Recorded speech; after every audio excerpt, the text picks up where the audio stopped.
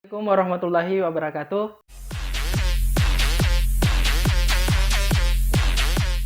Kali ini kita akan membahas lebih lanjut mengenai simulasi atau penggunaan analisis korelasi product moment. Oke, masih ingat pada video sebelumnya kita telah memberikan contoh, ada contoh yang diberikan pada slide akhirnya, yaitu meminta kita menganalisis hubungan antara dua buah nilai atau variabel. Nah, sekarang saya telah memindahkan nilai-nilai yang dimaksud pada lembar kerja Microsoft Excel. Selanjutnya kita akan menganalisis selangkah demi selangkah. Sekarang kita akan lihat kembali bagaimana langkah-langkah untuk mengerjakan analisis product moment. Sekarang kita kembali ya. Oke, sekarang kita kembali pada langkah-langkah mencari R hitungnya. Nah, sekarang kita bisa lihat bahwa untuk menentukan untuk menentukan R hitung atau menganalisis menggunakan product moment ini, pertama-tama yang kita lakukan adalah menentukan hipotesis nol dan hipotesis alternatifnya. Kemudian membuat tabel bantu. Setelah itu, tabel bantu dibuat seperti ini. Ada X, Y-nya, kemudian ada X kuadrat dan Y. Setelah itu dilakukan, maka langkah selanjutnya adalah menghitung R hitung atau korelasi persennya. Seperti ini ya rumus yang kita gunakan. Setelah menentukan R hitung, langkah selanjutnya adalah mencari nilai R tabel. Nilai R tabel ini bisa kalian temukan pada daftar R tabel. Pada buku statistik ini banyak ya pada bagian lampiran. Kalau tidak itu, kalian bisa juga mengakses di internet untuk mencari tabel R untuk menentukan R tabel ini. Nah, sekarang yang diperhatikan itu ada signifikansi, ataukah taraf kesalahan yang bisa ditolerir, kemudian berapa dk atau derajat bebas. Nah, di sini signifikansi untuk penelitian sains yang umum itu nilainya adalah 5% ataukah 0,05. Sementara DK ini bergantung banyaknya responden. Nah, misal responden kita adalah 10, berarti ini N-nya ada 10 dikurang 2. Artinya DK-nya adalah 8. Seperti itu ya. Selanjutnya, kita membandingkan antara nilai R hitung tadi dengan R tabel. Jika ternyata R hitung ini setelah dimutlakkan nilainya kurang dari R tabel, maka H0 diterima. Namun jika sebaliknya, ini H0-nya akan ditolak. Secara otomatis alternatif atau hipotesis alternatif yang akan diterima. Selanjutnya adalah membuat kesimpulan. Sekarang kita kembali ke Microsoft Excel-nya. Oke, jadi sebagaimana langkah yang kita bahas tadi, maka langkah pertama yang kita harus lakukan adalah menentukan hipotesis dulu. Ada dua ya, hipotesis nol dan hipotesis alternatif. Oke, kita membuat hipotesis dengan menggunakan kalimat dulu ya. Nah, sekarang di sini untuk hipotesis nol kita menuliskan bahwa tidak ada hubungan signifikan antara nilai matematika dengan nilai fisika. Sebaliknya untuk hasil hipotesis alternatif ini dinyatakan bahwa ada atau terdapat hubungan signifikan antara nilai matematika dan nilai fisika. Nah, kedua hipotesis ini, yang ini bisa kita simbolkan dalam bentuk matematis atau simbol. Oke, seperti ini ya bentuk simbolisnya. Hipotesis nol itu dituliskan bahwa R atau korelasinya sama dengan 0. Artinya tidak ada hubungan ya. Sementara hipotesis alternatif itu dituliskan R atau indeks korelasinya tidak sama dengan 0. Kalau tidak sama dengan 0 berarti kemungkinan akan ada hubungan. Namun setelah itu kita lakukan langkah berikutnya. Langkah berikutnya adalah melengkapi tabel yang ini dengan tabel bantuan yang diminta tadi. Nah, tadi kan tabel bantuannya itu kita harus membuat hasil kali X dengan Y, kemudian X berpangkat 2, kemudian Y-nya berpangkat 2 juga. Nah, sekarang kita tinggal melengkapkan tabel-tabel ini.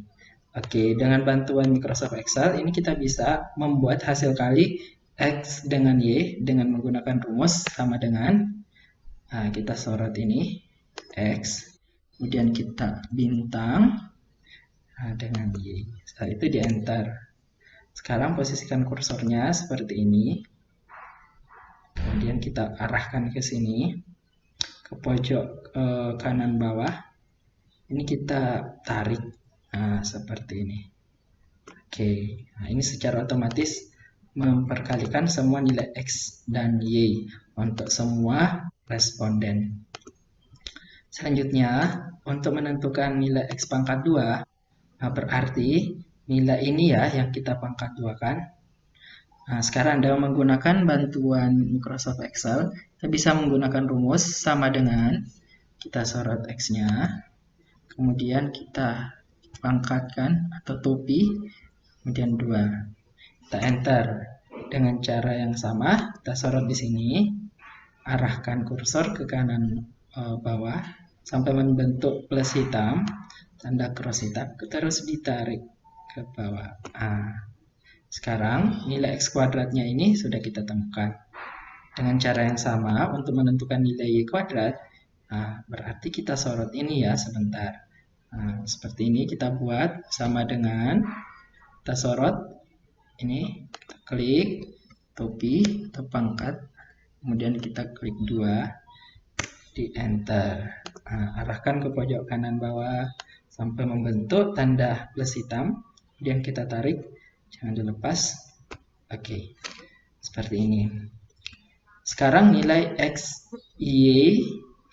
kali Y, kemudian X kuadrat, kemudian Y kuadrat, nah ini telah kita temukan. Selanjutnya kita mencari sigmaan atau jumlah dari masing-masing nilai ini ya. Oke, kita buatkan dulu simbol sigma. Nah, sekarang kita akan mencari jumlahan dari nilai-nilai yang ada. Jumlahan nilai X, jumlahan nilai Y, jumlahan nilai X kali Y, jumlahan X kuadrat, dan jumlahan Y kuadrat. Nah, ini rumus yang bisa kita gunakan di Excel yaitu adalah sama dengan sum, SUM, buka kurung, kita blok semua sampai terakhir, kita balas kurung. Oke, di enter.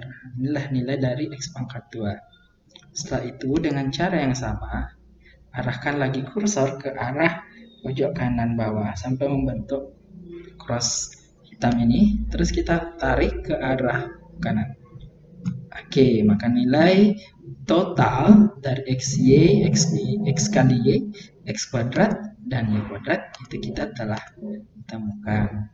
Oke, langkah kedua selesai. Selanjutnya kita masuk ke langkah ketiga, yaitu menghitung, mencari nilai R, hitungnya.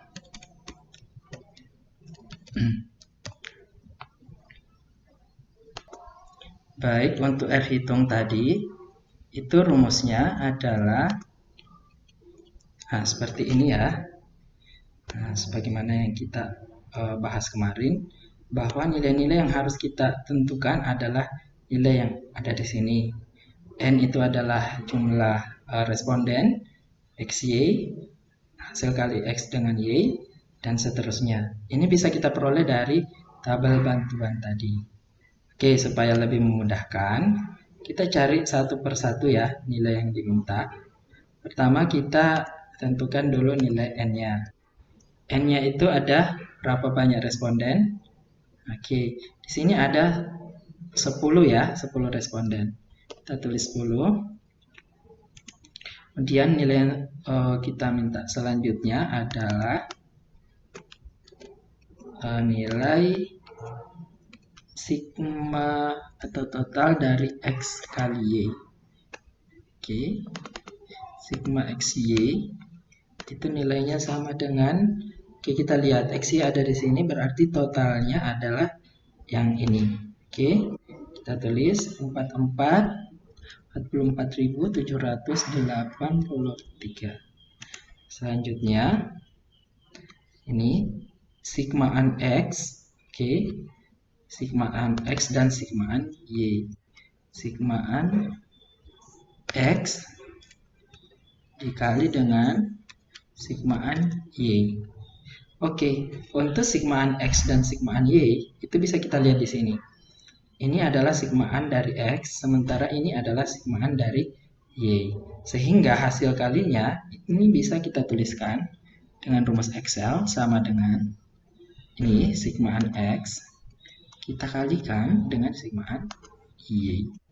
Kita enter. Nah, nilainya adalah 442.582. Selanjutnya kita akan menentukan ini nilai X pangkat 2, sigmaan X pangkat 2. Jadi kita cari nilai sigmaan X berpangkat 2. X pangkat 2 ada di sini. Kalau sigmaannya berarti yang ini ya. Ini.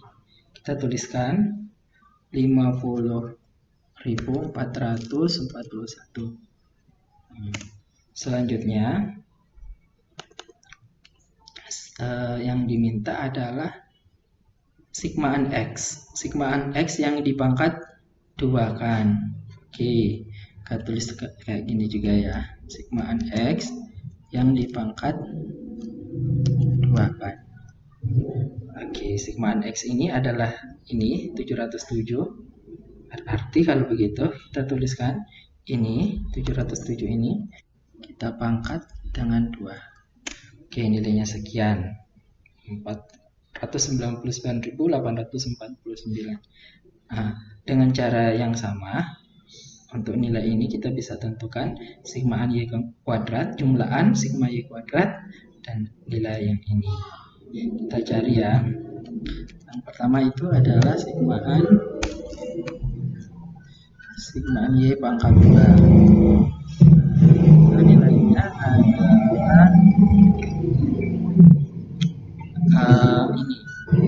yang ini ya, kita tulis kembali 39.896.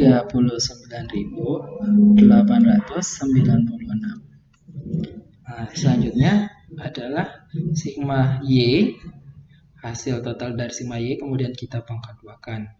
Oke, kurang lebih ini saya copy ya, kita pindahkan. Oke, saya ganti Y. Oke, sigmaan Y berarti ini. Kita tulis rumusnya sama dengan yang ini, kita pangkat, pangkat 2-kan. Oke, hasilnya sekian. Sekarang semua nilai yang hendak kita cari pada nilai pada rumus R hitung ini itu telah ada semuanya, tinggal kita memasukkan. Sekarang kita tulis ya, nilai R hitung itu sama dengan apa? Oke, nilai R hitung setelah kita memasukkan nilai-nilai yang ada kurang lebih seperti ini ya. Jadi kita masukkan nilai yang ada di sebelah sini, kemudian kita masukkan ke kolom sini. Kurang lebih susunannya seperti ini. Sekarang untuk menentukan nilainya, saya copy ini, copy semua nilai ini ke bawah, saya kasih dulu tanda sama dengan, saya copy nilainya untuk menentukan hasil akhirnya. Oke, jadi R hitung yang kita peroleh setelah menggunakan rumus ini itu adalah 0,923261. Ini kalau kita lihat hubungannya ini sangat kuat ya, hampir mendekati sempurna atau 1. Langkah selanjutnya setelah kita menentukan R hitung adalah menentukan R tabel. Oke, untuk menentukan R tabel yang pertama yang harus kalian ketahui adalah nilai signifikansinya dulu. Signifikansi alfanya itu sama dengan berapa? Kalau di sini tidak ditentukan berarti kita menggunakan nilai 5%, atau ini sama dengan 0,05. Kemudian derajat bebas itu sama dengan N kurang 2. Dalam hal ini N-nya ada 10 responden, kemudian kita kurangkan dengan 2, nilainya sama dengan 8. Oke, jadi DK-nya sama dengan 8 ya. Oke, seperti ini.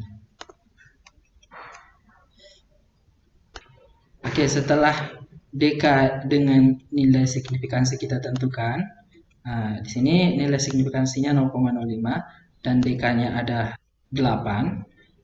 Kita masuk atau kita mencari nilai R-tabel ini, R-tabel menggunakan tabel yang ada ya. Oke, di sini saya sudah menyiapkan R-tabel pada sheet berikutnya. Di sini kita bisa lihat, melihat yang di sini ini menandakan DF atau DK. DF itu derajat degree of freedom, atau bahasa Indonesianya derajat kebebasan.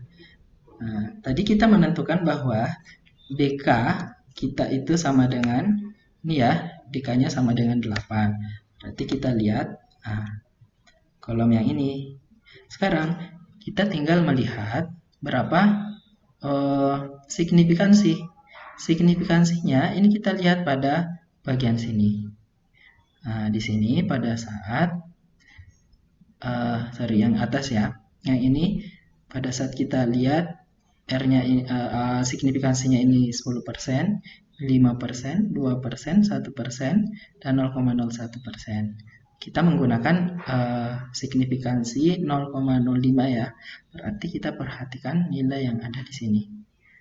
Sekarang kita lihat ke bawah sampai dengan bertemu dengan DK8. Oke, di sini kita peroleh nilai 0,6319. Inilah R-tabel yang harus kita tentukan sesuai dengan soal yang ada. Kita pindahkan ya. 6319. 6319. 0, ya. Oke. 0,6319. Oke, nilainya adalah 0,6319. Sekarang kita bandingkan. Langkah berikutnya adalah bandingkan R hitung dengan R tabel. Sekarang R hitung kita tulis di sini. R hitung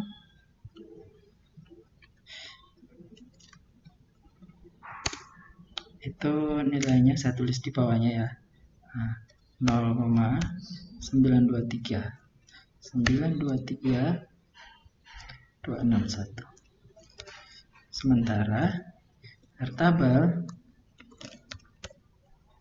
itu nilainya adalah tadi ya, 0,6319. Sekarang sebagaimana syarat yang kita tentukan di awal tadi, jika nilai mutlak R hitung kurang dari atau sama dengan nilai R tabel, maka hipotesisnya ini ditolak. Namun jika sebaliknya, jika nilai R hitung lebih dari R tabel, maka hipotesisnya ditolak. Kita lihat kembali ya syaratnya. Oke, kita lihat syaratnya kembali. Saya tuliskan ya. Wow, cukup besar ya. Kita kecilkan dulu. Oke, seperti ini. Jika R hitung mutlaknya kurang dari R tabel, maka H0-nya diterima. Sebaliknya, jika R hitung mutlak lebih dari R tabel, maka H0-nya diterima. Sekarang kita buat kesimpulan berdasarkan apa yang terjadi. Nah, di sini kita lihat bahwa R hitung ini lebih daripada R tabel. Jadi kesimpulannya adalah H0 ini ditolak. Sehingga hipotesis alternatif ini yang diterima. Jadi berdasarkan hipotesis alternatif ini, kita lihat apa tadi hipotesis alternatif yang kita rumuskan. Oke, bisa kita tulis. Tulis kembali. Terdapat hubungan signifikan antara nilai matematika dan nilai fisika. Oke. Nah, jadi demikianlah langkah-langkah menentukan atau analisis korelasi